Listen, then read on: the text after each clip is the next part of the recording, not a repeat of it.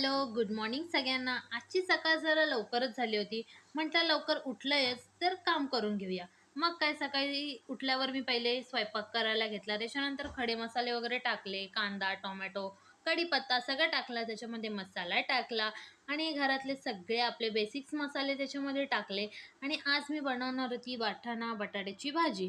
त्याच्यासाठी पहिले हा सगळा मसाला म्हणजेच फोडणी तयार करून घेतली. त्याच्यानंतर रात्रभर भिजवलेले वाटाणा आणि बटाटा मी त्याच्यामध्ये टाकले आणि त्यानंतर मी मस्तपैकी कुकर वगैरे बंद करून शिट्ट्या होण्यासाठी ठेवून दिल्या आणि इकडे पटापटा चपाती करून घेतली. रोज भाजीला काय बनवावं हे तर काही सुचत नाही, म्हणून मी तर सरळ कडधान्यच बनवते.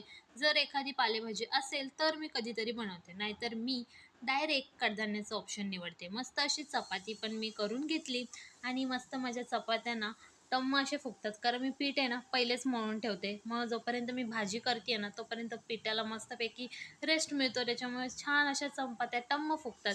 त्यानंतर सगळ्या चपात्या बनवून घेतल्या आणि टोपल्यात न ठेवता मी एका डब्यात ठेवते, म्हणजे त्या मस्त अशा नरम राहतात. त्याच्यानंतर मस्तपैकी असा नाश्ता करून घेतला.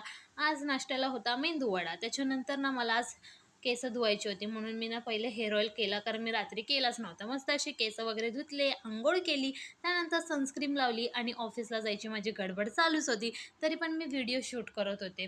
त्याच्यानंतर मस्त असा परफ्यूम मारला, कारण ना खूप फ्रेश वाटत होतं, कारण केस धुतल्यावर ना खरंच खूप फ्रेश वाटतं.